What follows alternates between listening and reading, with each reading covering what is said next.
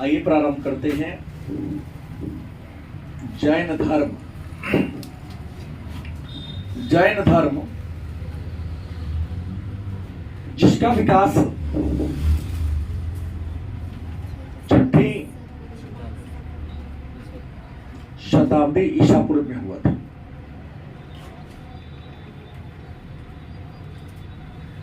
ईसा मसीह के जन्म के 600 साल पहले अनेक सारे धार्मिक संप्रदायों का विकास हुआ था। उसमें जैन धर्म भी क्या है, एक है।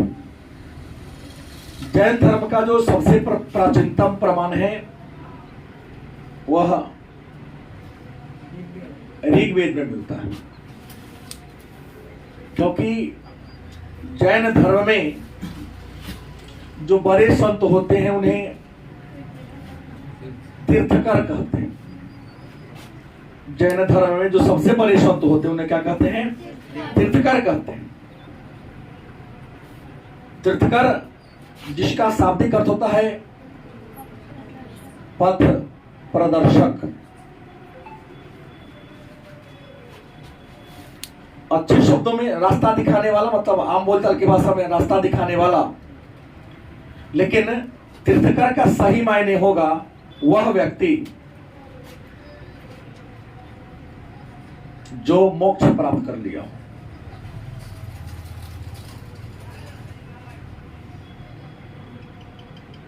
वह व्यक्ति जो क्या कर लिया हो, मोक्ष प्राप्त कर लिया हो। मन में होगा कि मोक्ष का मतलब क्या होता है। तो मोक्ष का मतलब होता है जन्म और मृत्यु के चक्र से मुक्ति।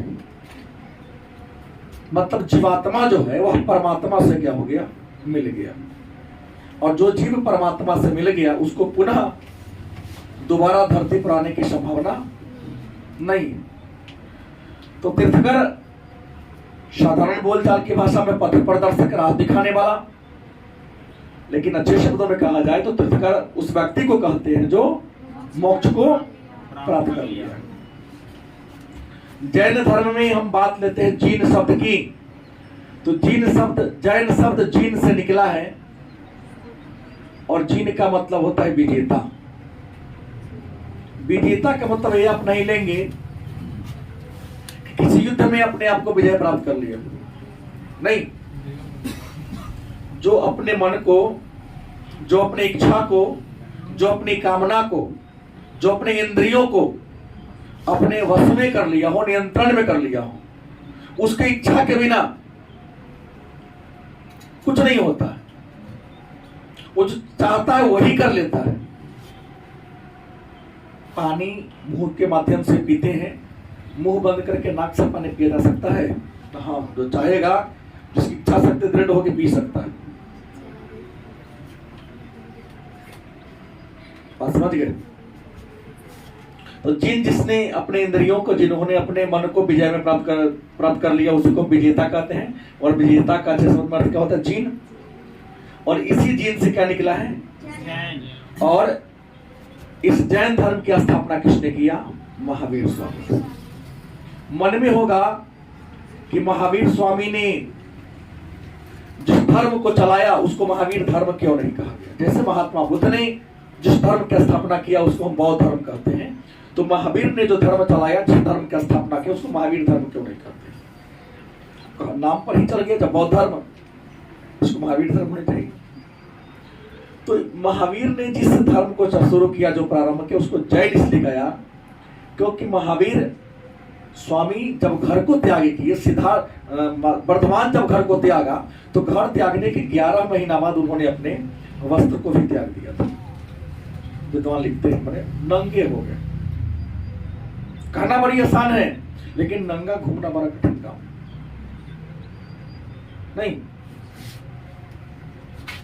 क्योंकि वो वही कर सकता है जो पूर्णतः जिसे अपने आप पर क्या हो, नियंत्रण हो, कंट्रोल हो, इच्छा, मन, कामना सब पर कंट्रोल, वही ऐसा कर सकता है। तो चूंकि इन्होंने अपने इंद्रियों को बस में कर लिया था, और इंद्रियों को बस में करने वाले को जीन, और जीन शब्द आया, जीन से ही जैन आया है। इसलिए महावीर स्वामी ने जिस धर्म की स्थापना की उसका नाम क्या पड़ा, जैन धर्म। जैन धर्म की बात करते हैं तो जैन धर्म में जो प्रथम तीर्थकर हुए उनका नाम था ऋषभदेव। ऋषभदेव को जैन धर्म का आदि संस्थापक माना जाता है। आदि जैन धर्म का आदि संस्थापक कौन है? आदिनाथ भी कह सकते, कोई दिक्कत नहीं है। और जैन धर्म के जो दूसरे तीर्थकर थे अरिष्टनेमी,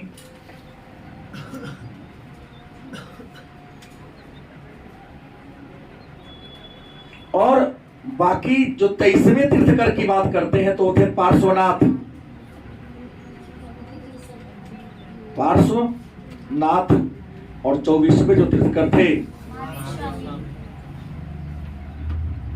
महावीर स्वामी। जैन धर्म के पहले और दूसरे ये जो तीर्थकर हैं, इन दोनों के नामों का उल्लेख पहले ही मैं बोल दिया हूं किस वेद में है। इन दोनों के नामों का उल्लेख ऋग्वेद में। बाकी 3 से लेकर 22 तक, तीसरे नंबर से लेकर 22वें नंबर तक का जो तीर्थकर हैं उनके नाम संदिग्ध हैं। मतलब कहीं कहीं मिलता है, कहीं कहीं हर जगह प्रमाणिक नहीं है, लेकिन ये दोनों तो ऋग्वेद में तो प्रमाणिक है।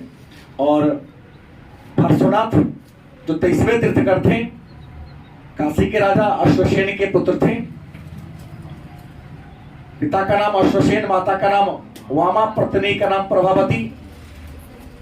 30 वर्ष की अवस्था में इन्हें वैराग्य की भावना इनके मन में उत्पन्न हो गई थी। 30 वर्ष में इन्होंने घर को त्याग दिया। 30 वर्ष की अवस्था में इन्होंने क्या कर दिया? घर को त्याग दिया। और घर को त्यागने के बाद समेत शिखर पर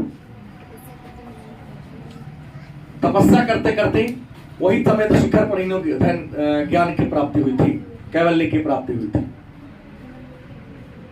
समेत शिखर जैन धर्म का एक पवित्र स्थल है। और पार्श्वनाथ सफेद वस्त्र, श्वेत वस्त्र धारण करते थे। मतलब सफेद वस्त्र को क्या करते थे?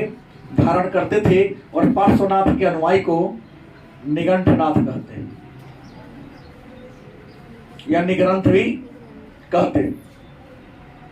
पार्श्वनाथ के अनुयायी को क्या कहते हैं? हर जैन धर्म के तीर्थकर का कोई ना कोई चिन्ह है। तो पार्श्वनाथ का चिन्ह क्या था? सर्प, माने सांप इनका चिन्ह था। इन्होंने उपासना के दौरान, तपस्या के दौरान जो ज्ञान की प्राप्ति हुई, उस ज्ञान को इन्होंने अपने शिष्यों में शेयर किया, बांटा। और अपने शिष्यों को 4 बात फॉलो करने के लिए कहा था। पहला सत्य, दूसरा अहिंसा, तीसरा अपरिग्रह, चौथा अस्तेय। सत्य अर्थात कभी झूठ नहीं बोलना, मिथ्याचारी नहीं बनना। अहिंसा, अ माने ना, हिंसा माने मारकाट, किसी भी प्रकार की हिंसा का मतलब ये नहीं कि हमने किसी को गोली से मार दिया, तीर से मार दिया, चाकू से मार दिया, यही हिंसा नहीं। हिंसा का मतलब मनसा वाचा कर्मणा नहीं। आप जो एक्टिविटी किए, जैसे हमारे ने जो गतिविधि किया उससे आपको तकलीफ हुआ, उसको पाप लग गया, क्योंकि उसने मेरी भावनाओं को ठेस पहुंचा दिया। यह भी एक प्रकार का क्या है? हिंसा है। गलत सही तो आपके मन कर्म से, आपके वचन से बोल दिए, उस बोली से हमको क्या होगा? तकलीफ। यह भी एक प्रकार का क्या है? ये महावीर स्वामी के शब्द, मतलब जैन धर्म के शब्दों में। तो अहिंसा भी नहीं करना है। अपरिग्रह, अ माने ना, परिग्रह माने उतना ज्यादा धन संग्रह नहीं करना है। धन उतना ही चाहिए जितना कि आपको जरूरत हो। जैसे ही बुद्ध ने भी कहा अपने भिक्षुओं को कि मात्र उतना ही प्रकृति से लो जितना तुम्हें क्या है। 5 घर भीख मांगने जाना है, पहला घर मिल जाए, सेकेंड दरवाजे पर क्या होना है? पहला दे दिया, फिर भी तीसरा, चौथा, 5वां पर जा रहा है। मतलब आपकी इच्छा अंत नहीं होगी। और जिसकी इच्छा का अंत न हो, उस जीवन में कभी सुख नहीं हो सकता। हम पर लागू नहीं कीजिएगा, हम कलयुग के मानव हैं। हम महापुरुषों के विचार को बता रहा हूं आपके सामने, गलत से। अस्तेय, चोरी नहीं करो। अपरिग्रह पर एक रहीम जी का पद याद होगा आप लोगों को। रहीम जी तो इतिहास में दोहा के लिए फेमस है, नहीं है? वो भी है। रहीम ने ये भी कहा ना कि साईं इतना दीजिए जामे कुटुंब समाए। मैं कबीर साहब ने, सॉरी कबीर जी का है कि साईं इतना दीजिए जामे कुटुंब समाए, मैं भी भूखा ना रहूं साधु न भूखा जाए। कबीर ने अपने परमात्मा निर्गुण विचारधारा के संत थे कबीर, रामानंद के शिष्य। बीजक में उनके विचार है, क्या लिखा? परमात्मा से कहा कि हमको उतना दो जितना कि मैं खा सकूं, और हमारे दरवाजा पर मेरा कोई अतिथि आए बड़ी बढ़िया तरीका से स्वागत कर सके। नहीं, इतना तो जिससे हम जीवन यापन कर सके, इतना मत तो हमें अगल बगल को सताने लगे। क्योंकि ज्यादा धन हो जाने पर भी लोग पड़ोसी को सताता है। और आस्ते चोरी मत करो। इनके 5 सिद्धांतों में महावीर स्वामी एक नया सिद्धांत जोड़ दिया। इनके 5 सिद्धांतों में महावीर स्वामी ने एक नया सिद्धांत को क्या कर दिया, उसका नाम क्या है? हाँ, 4 को था, इसमें एक जोड़ दिया तो 5 को नहीं हो गया, 5 को हो गया। 4 में एक जोड़ा ना तो ना 5 बनेगा। इसे कहते हैं ब्रह्मचर्य। इन 5 बात को सम्मिलित रूप से क्या कहते हैं? हाँ, पंच महाव्रत। क्या कहते हैं? पंच महाव्रत। ये पंच महाव्रत हैं जिन्हें तीर्थंकरों को निश्चित तौर पर पालन करना था। सत्य, कभी झूठ नहीं बोलना, अहिंसा, हिंसा नहीं करना। इसलिए जैन धर्म के लोग रात में भोजन नहीं करते हैं, जान लीजिएगा। रात में उसके घर में दिया नहीं जलता है, बल्ब नहीं जलता है। क्योंकि जैन धर्म में अगर सबसे ज्यादा किसी बात पर बल दिया गया है तो वह है अहिंसा पर। रात में दिया जलेगा, बल्ब जलेगा, उसके घर में तो क्या होगा? कीड़ा मरेगा, पाप लगी। रोड पर चलते मास्क हम लोग कोरोना करना लगाए, परमानेंट लगाते हैं। क्या पता नाक के माध्यम से वायु में मिला हुआ कोई कीड़ा घुस जाएगा तो अंदर जाके दबा के मर जाएगा। वो लोग चावल, जैसे हम लोग का तसला में भात बनता है, गाँव में आदमी बनता है, पसा देते हैं, नहीं बना कुकर में चलेगा, सड़क को बाहर के चलेगा। खेती बाड़ी नहीं करेगा। जैन धर्म के लोग खेती बाड़ी नहीं करते, बिजनेस करते हैं। खेती बाड़ी करेगा तो भूमि को जोतेगा तो उसमें जो कीड़ा मकोड़ा है, चाहे केचुआ है, जो हो थाना जिसको घर है, न केवल जैन की बात है। तो ये हमने कहा किसके लिए? पंच महाव्रत। हमने कहा ध्यान रखें किसके लिए पंच महाव्रत। ये केवल भिक्षुओं को पालन, तीर्थंकरों को पालन करना था। इसी को हम पंच अनुव्रत भी कहते हैं।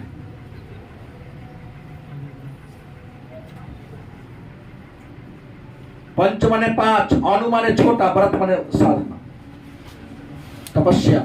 छोटा नहीं, पंच अनु माने छोटा ना होता है। नहीं, इन 5 को हम गृहस्थ के लिए फॉलो किया जाए। गृहस्थ को मन होगा तो साथ बोलना ही चाहिए। कभी कभी मौका मिले तो हम लोग झूठ बोल लेते हैं, बात नहीं है। तो यही 5 को चीज जो तीर्थंकर होगा उसके लिए क्या कहलाएगा? पंच महाव्रत। कि उसको पालन करना है तो करना है। लेकिन यही 5 मेरे और आपके ग्रस्त जीवन में आ गए, लेकिन हम जैन धर्म को स्वीकार कर लिए, पहले शादी विवाह कर लिए, भाई मोह माया के जाल में फंस गए। इस बात को फॉलो करेंगे, लेकिन थोड़ा सा चेंज कर सकते हैं तो नाम क्या पड़ेगा? पंच अनुव्रत।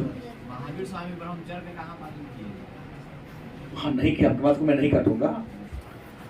तो इसी को पंच महाव्रत भी यही है और पंच अनुव्रत भी यही है।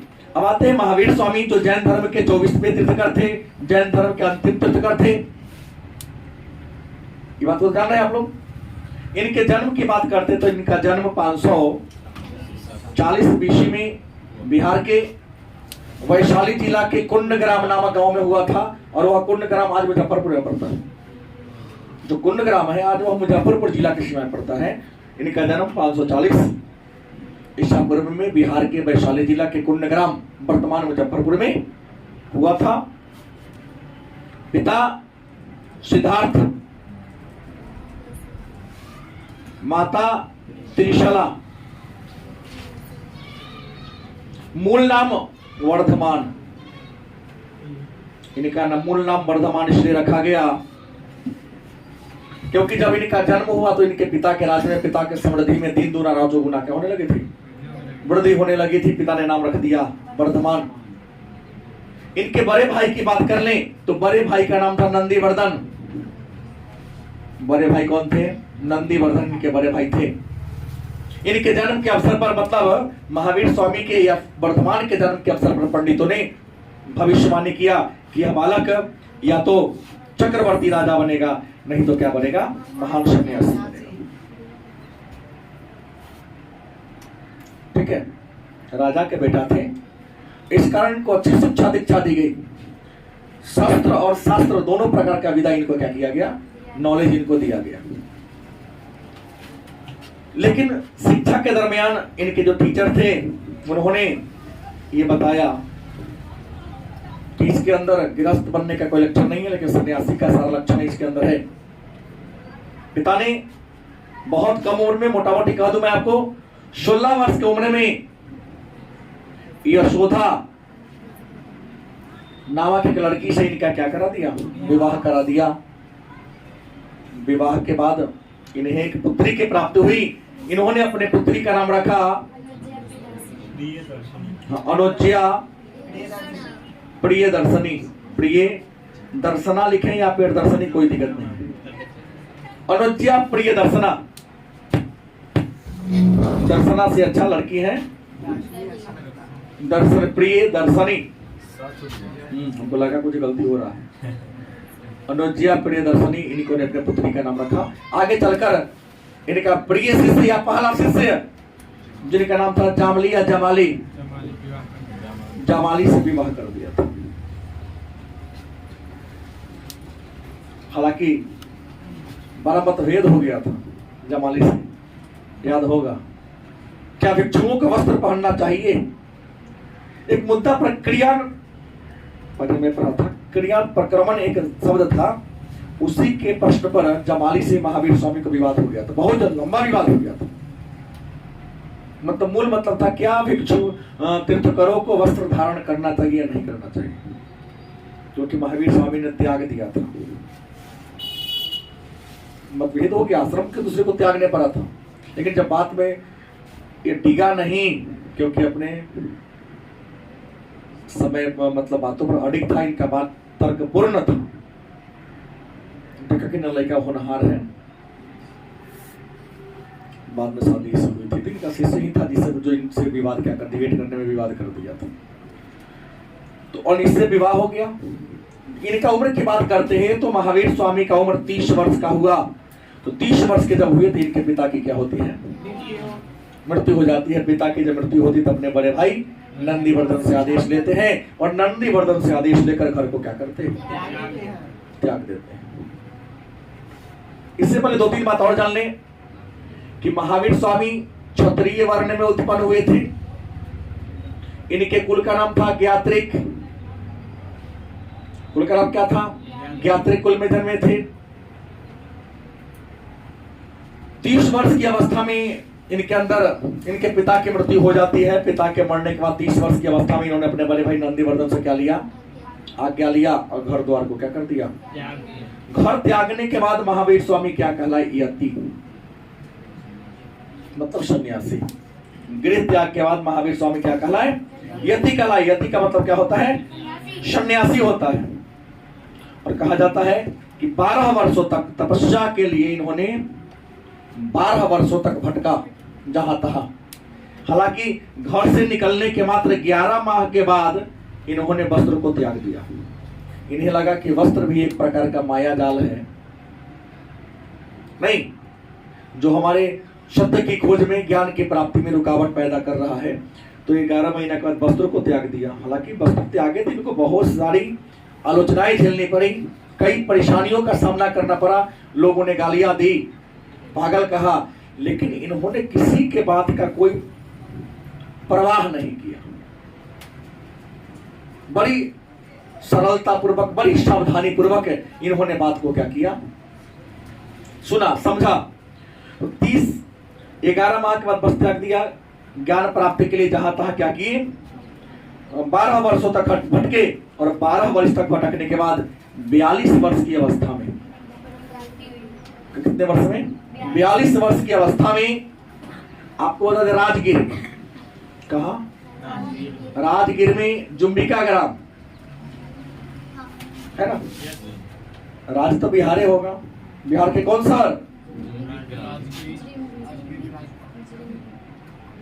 जुम्बिका ग्राम या जुम्बिक ग्राम में निरंजना नदी के किनारे, साल वृक्ष के नीचे, ऋतुपालिका का ही या जुम्बिका का ही, जुम्बिका ग्राम, ऋतुपालिका नदी, निरंजना महात्मा बुद्ध में, ऋतुपालिका नदी के बाएं किनारे दे सकते हैं, साल वृक्ष के नीचे 42 वर्ष की अवस्था में इन्हें ज्ञान की प्राप्ति हुई, सत्य की प्राप्ति हो गई, और इनको जो ज्ञान की प्राप्ति हुई उसको हम कैवल्य या कैवलीन कहते हैं, कैवल्य या केवलीन के नाम से इनको क्या कहते हैं हम जानते हैं। महावीर स्वामी कहते हैं कि जो संसार है 6 द्रव्य से बना है,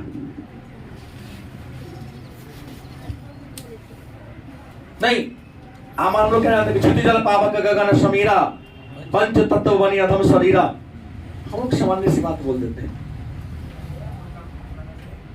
कि ये जो मानव का शरीर है 5 पदार्थों के, 5 तत्वों के मिलने से बना है। क्या कहा बुजुर्गों ने, क्षिति जल पावक गगन समीरा और पंच तत्व बनी अधम शरीरा।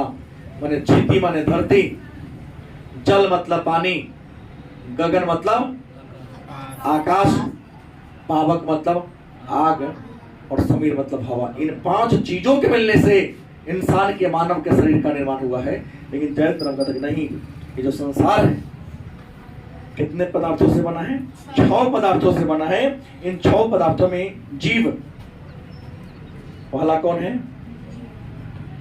जीव है, दूसरा है पुद्गल, दूसरा क्या है, पुद्गल है। अगर तीसरा की बात कर लें तो धर्म,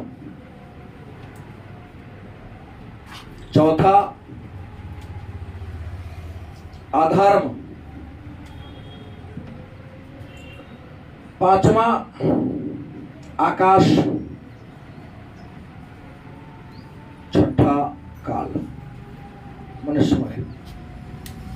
संसार में जीव है, पुद्गल मतलब भौतिक वस्तुएं हैं, धर्म है माने सत्य है, अधर्म मतलब असत्य, आकाश माने पूरी हवा किस्म ले सकते, काल मतलब समय। इन 6 चीज ही संसार में, 7वां कुछ भी नहीं है इसमें। जैन धर्म में है पुद्गल मतलब भौतिकवादी, ये जो फैन आपके नीचे चल रहा है, प्रकृति में तो हवा ही है, हैंडपंप नहीं चलाएंगे, फ्रिज का पानी पिएंगे, तो फ्रिज क्या है, भौतिकवादी चीज है। एयर कंडीशन क्या है, भौतिकवादी चीज है। जो इंसान ने अपने जीवन को सुलभ बनाने के लिए, आसान बनाने के लिए जिन चीजों का यूज कर रहा है उसको हम भौतिक वस्तु के नाम से, ये 6 चीजों से संसार का क्या हुआ है, निर्माण हुआ है। महावीर स्वामी 42 वर्ष की अवस्था में ज्ञान को प्राप्त किया और 72 साल की उम्र तक, कितना, 72 वर्ष की उम्र तक विभिन्न महाजनपदों में भ्रमण किए और विभिन्न महाजनपदों में घूम घूम कर अपने धर्म का प्रचार प्रसार किया। और इन्होंने अपने धर्म का प्रचार प्रसार प्राकृत, इसको अर्धमगधी भी कह सकते हैं, प्रकृतिया अर्धमगधी भाषा में इन्होंने अपने धर्म का क्या किया था, प्रचार प्रसार किया था। और 468 ईसा पूर्व में नालंदा जिला, कहा जगह है पावापुरी, उस समय महाजनपद काल था, तो महाजनपद में क्या होगा, मल महाजनपद में इनका निर्माण को प्राप्त किया। क्या प्राप्त किया, क्योंकि महापरिनिर्वाण बौद्ध धर्म में होता है, यहाँ क्या होता है, निर्वाण को प्राप्त किया।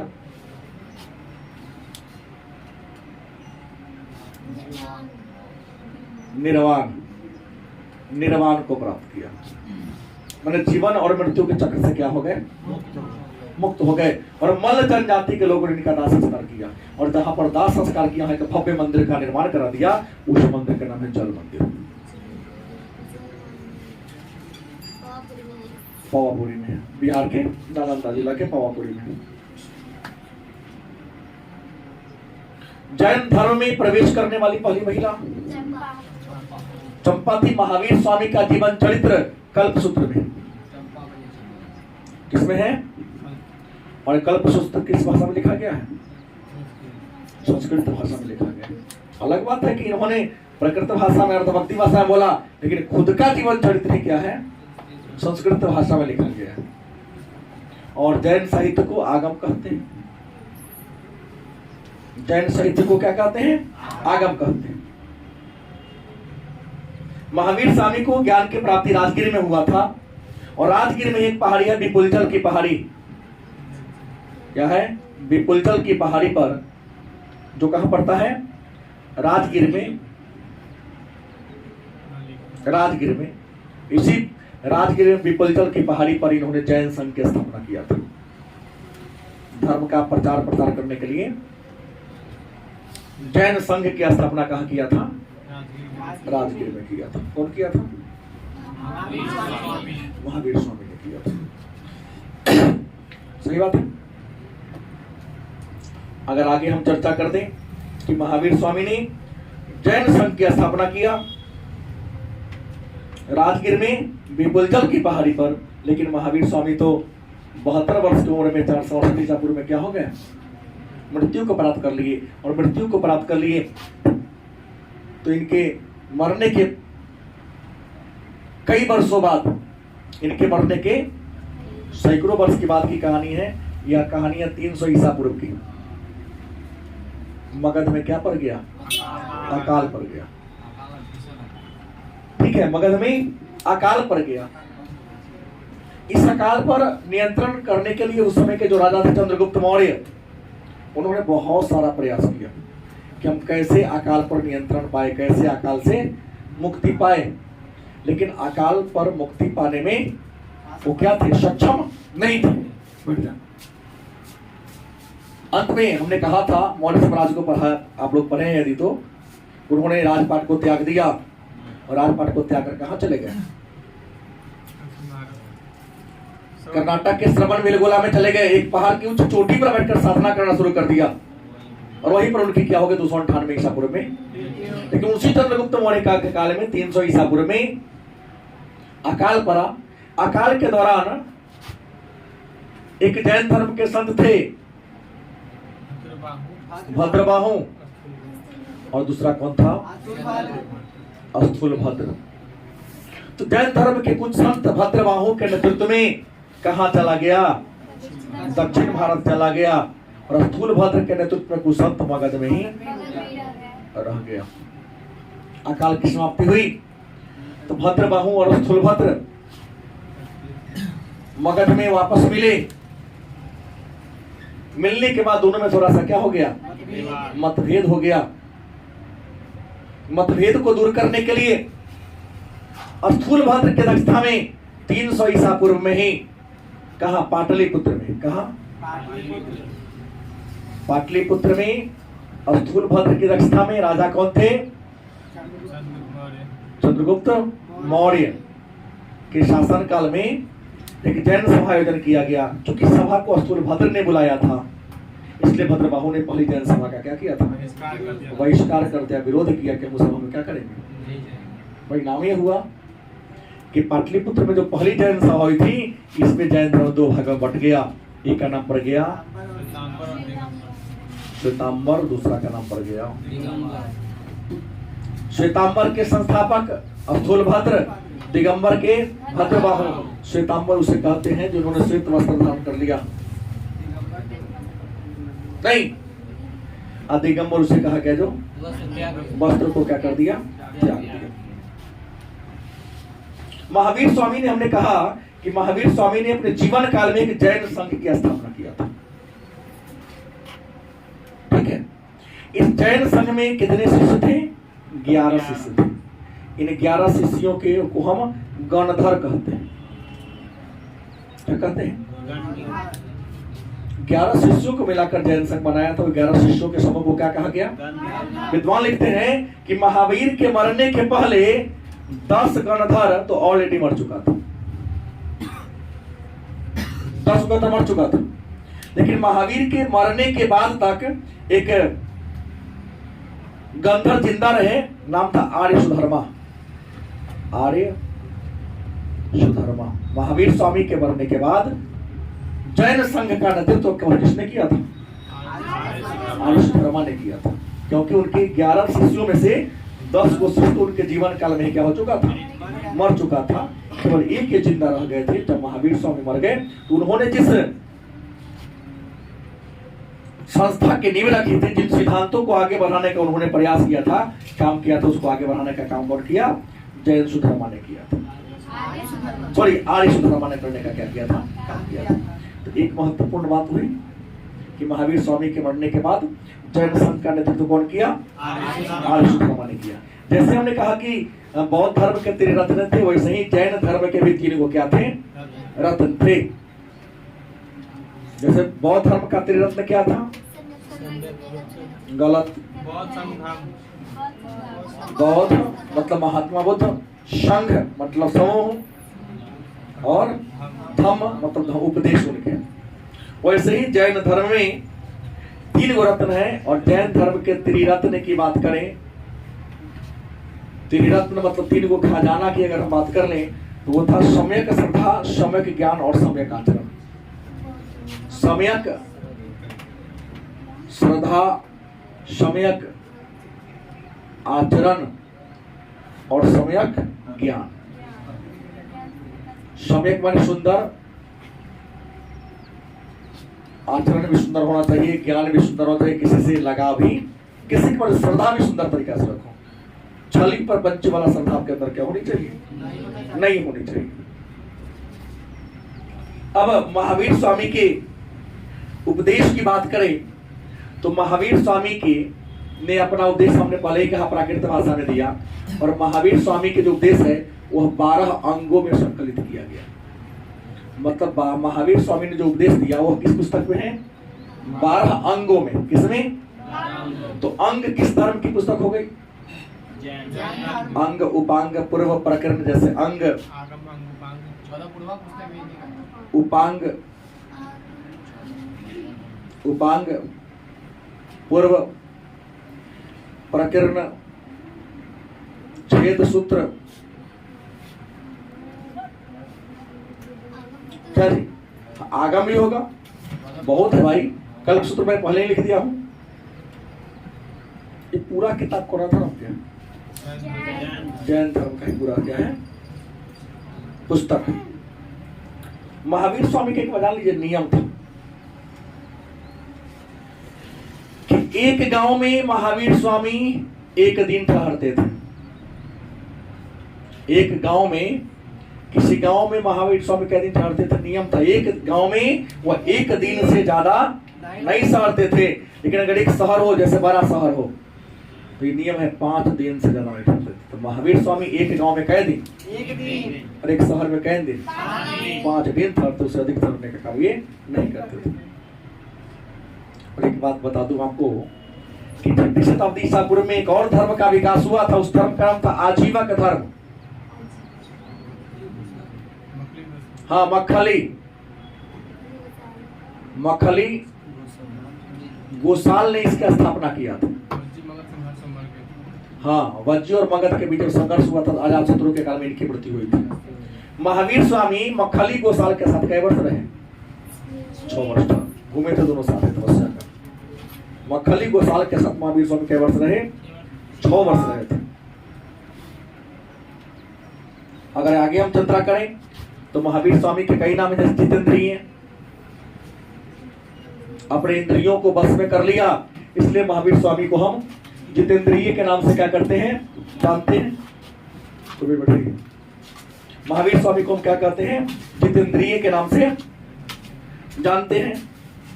इसके अलावे इनको महावीर भी कहते हैं। क्या कहते हैं? महावीर भी कहते हैं। इनको निग्रंथ भी कहते हैं। जितेंद्रिय का मतलब होता है जिन्होंने अपने इंद्रियों को क्या कर लिया है? वश में कर लिया है। और महावीर का मतलब होता है अतुल पराक्रमी थे। तो अतुल पराक्रमी के कारण इनको महावीर कहते हैं। निग्रंथ का मतलब होता है कि जिन्होंने सब, जो अपने आप को सभी बंधनों से मुक्त कर लिया। बाल बच्चे सबको छोड़ दिए, पति पत्नी उतनी सबको छोड़ दिए, भाई को छोड़िए दिए, तो सबको छोड़ छाड़ के सन्यासी बन गए, तो क्या कहलाए? निग्रंथ कहलाएंगे ना। अब दूसरी बात महत्वपूर्ण हो गई कि महात्मा बुद्ध की तरह महावीर स्वामी वेद को नहीं माना, पुराण को नहीं माना, पुनर्जन्म में और कर्म में क्या किया? विश्वास किया। लेकिन भगवान को इन्होंने क्या किया? नहीं माना। ईश्वर के अस्तित्व को इन्होंने भी क्या कर दिया? नकार दिया। और पहले ही उनको बोलते हैं पंच अनुव्रत और पंच महाव्रत क्या कर दिए थे? बता दिए थे। और लास्ट टॉपिक है श्रेणियां। क्या है?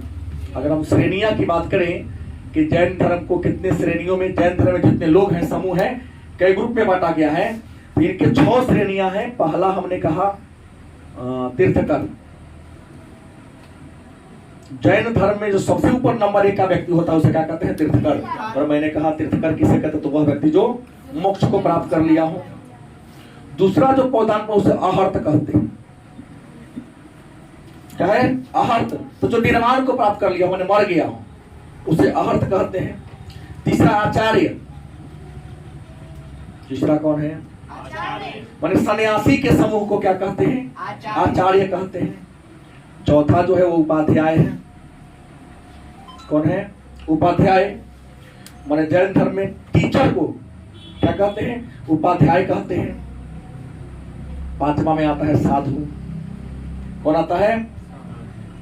माने अन्य जितना प्रकार के संत है जैन धर्म में, सबको सम्मिलित रूप से क्या कहते हैं? साधु। और तो बात तो ही है कि जैन कई श्रेणी में बटा हुआ है। जैन धर्म में जो लोग हैं कितने ग्रुप में हैं? 5। तीर्थकर, अर्थ, आचार्य, उपाध्याय और ये 5 भागों में क्या हुआ है? बटा हुआ है।